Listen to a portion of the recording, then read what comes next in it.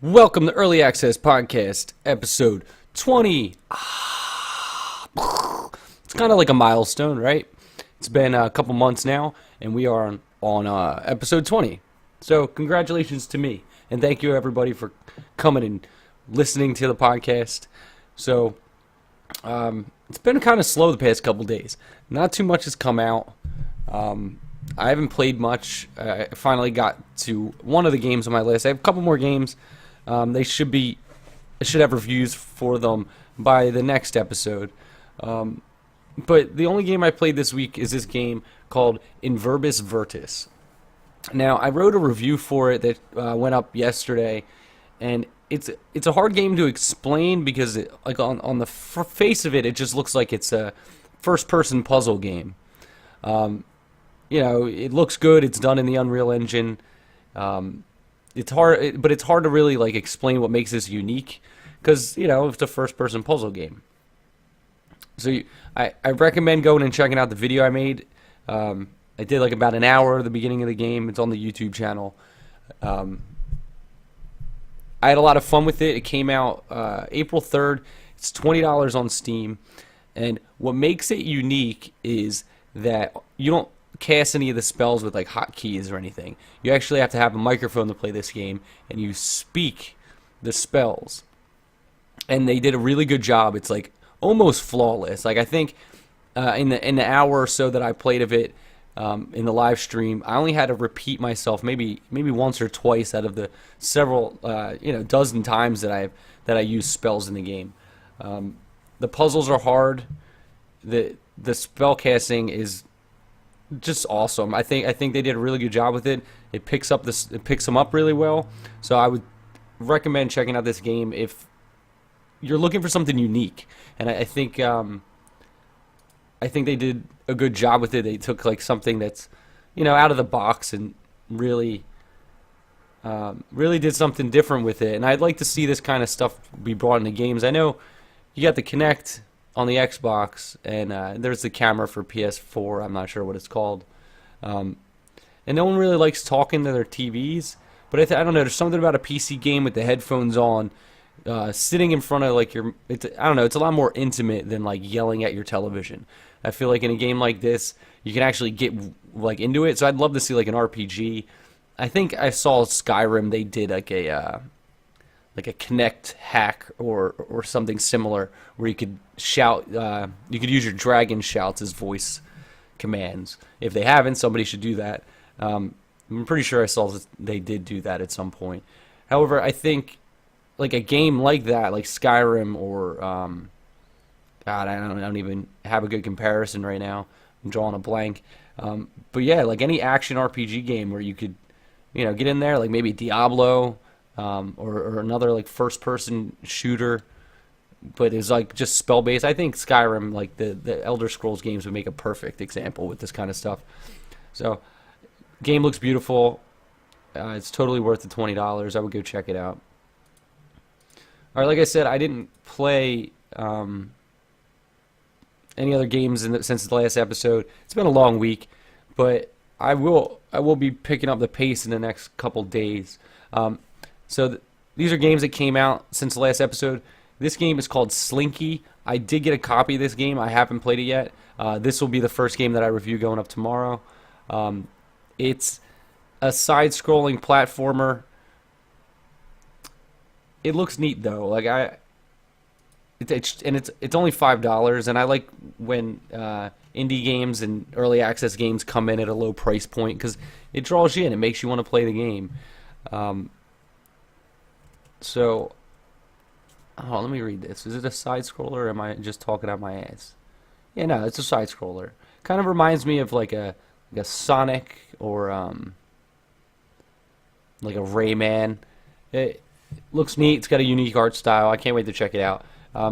If you want, go look at it. Look at the video. See if it's something that you'd be into. It's only $5, so even if you don't wait for my review to come up so you can get a better idea of it, just go check out their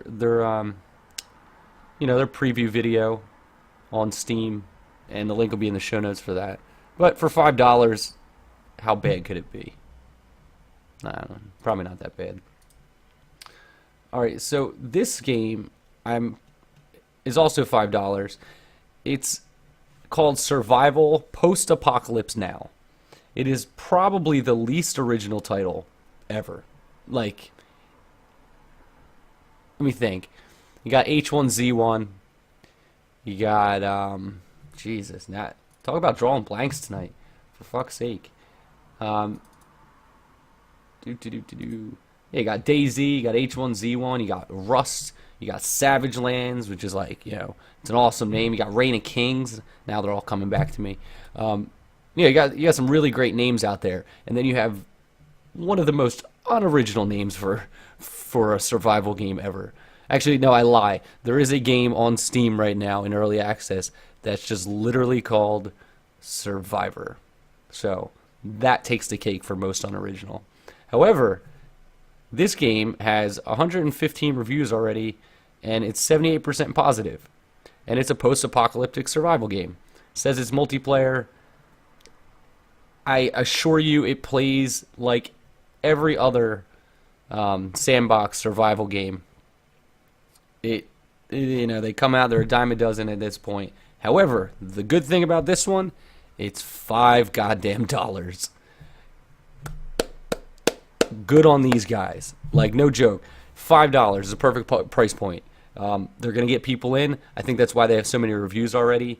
And I think as long as it's competent, I mean, it looks just like a Rust, the way you build stuff. It's the same square, everything. You got the same steps and everything. However, they're selling it to you for $5.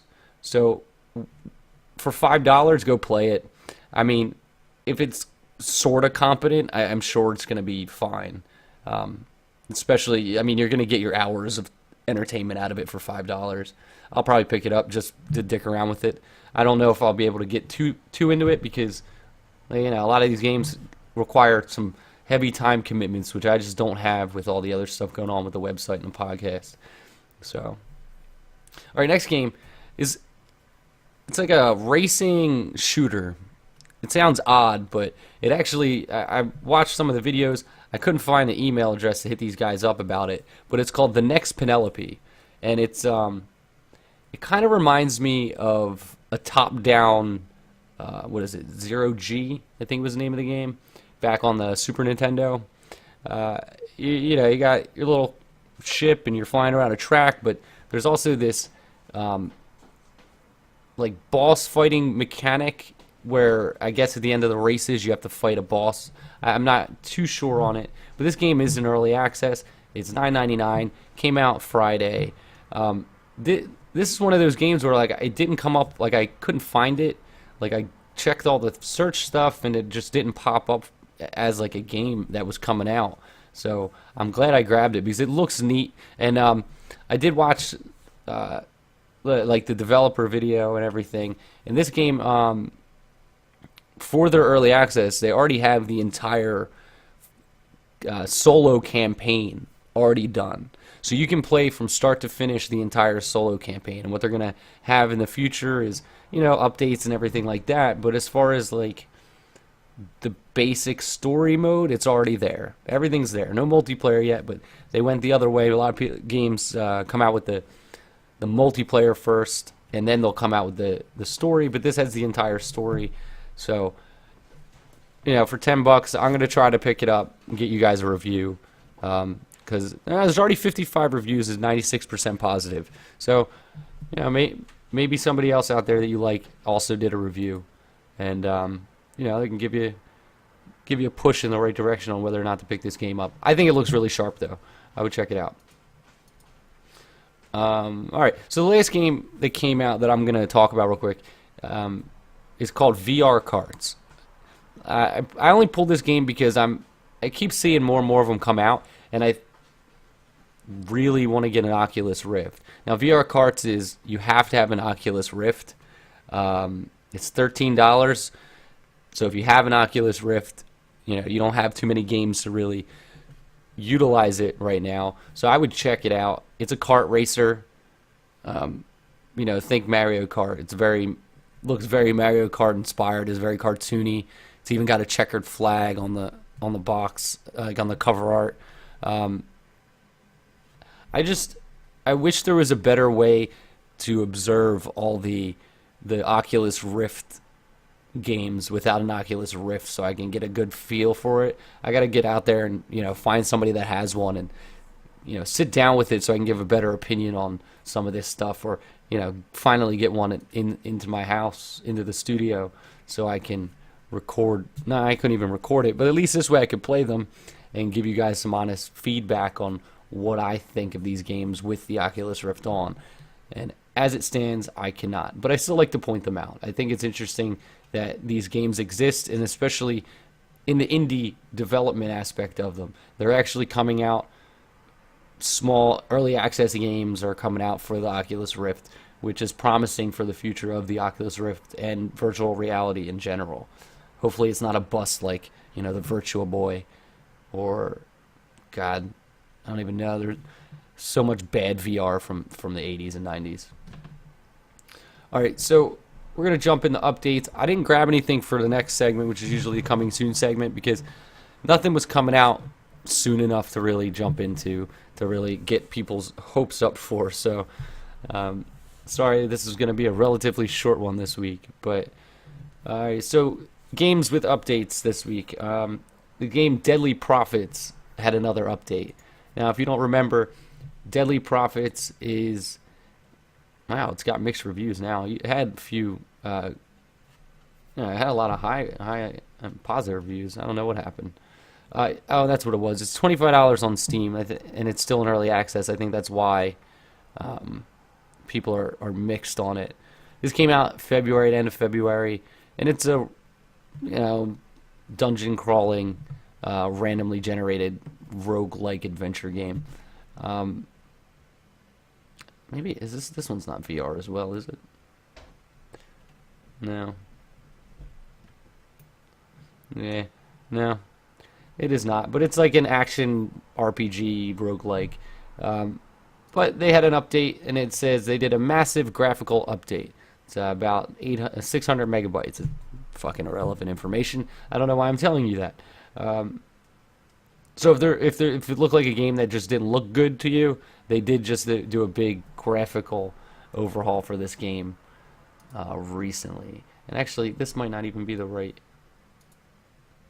announcement, because I pulled one that was supposed to be from today, and I think it lied to me. Steam's really good at that. I don't know if you've noticed this, but actually, one of the games, for instance, that I just talked about, let me see. I want to say it was, it's the next game I have for, no, it's not. Anyway, one of the games I pulled, it said that it came out on Friday. However, if you look at it on another page, it said it came out like last year. And I don't understand where they get these mix-ups with dates like that. So, I mean, unless you are following every single game that comes out, like, you have no real way of telling when a game came out, especially with these indie and early access games that, sometimes the date reflects when it got greenlit. Sometimes it reflects when it goes into early access, and then other times it reflects God knows what. And you don't know if the game's actually released or not. Like, I've pulled games off of the coming soon list, and they don't have dates on them, only to find out that they come out tomorrow or they already came out. Like, actually, one game I talked about a few episodes back was the motocross ATV game that which like showed up onto early access for some reason and then went away, and then it just came out as a finished product. I want to say like a week or two ago. So it's just weird the way Steam likes to do this stuff. All right, so the latest update I got for you guys is the game The Forest. Now, I have not played The Forest, but it's been on my wish list for quite some time now. It came out May 30th of last year. It's got almost 30,000 reviews, 91% positive. It's a single-player, multiplayer, open-world survival horror game. It's probably one of the best rated ones online. It's $15, but I pulled their update because they too went to Unity 5 engine. So they did it, and last week Down to One did it. So this is going to be something we're going to see a lot of, I have a feeling, for games that are still in early access running on the Unity engine. They're going to be transferred over to Unity 5. It's going to make a lot of these games look a lot better. So keep an eye out for games that you have already downloaded, like you already own, for some kind of update, like graphical update. I mean, this is a super deep update list. The link will be in the show notes if you're interested in exactly what they updated and everything. But I think the more games, it has a lot to do with the fact that Unity is in that group of development softwares that everybody's using now, because everybody's trying to compete. That's why, Unreal Engine went I think they're free. I think it went free, and so did the Source 2 engine. So, Unity's got to start pushing some updates, and they did. So, I'm happy to see indie developers still holding on to it, because from what I understand, it's one of the easier ones to use. Well, I think that's it. That's going to do it for this super huge milestone episode 20. As usual, I want to thank everybody for coming out and listening to Early Access Podcast. And don't forget, check out earlyaccesspodcast.com. Check us out on YouTube at Early Access Podcast. Follow me on Twitter at Early Access PC. Click through the Amazon banner at the top of the page on earlyaccesspodcast.com. Yada, yada, yada. It gives me money. It helps you out. No, it doesn't cost you anything, but it helps the show out. And if you like this, don't forget to subscribe on the YouTube channel. Share it with your friends. Share it with the universe. I thank you very much, and I will see you guys on Thursday. Have a good start to your week.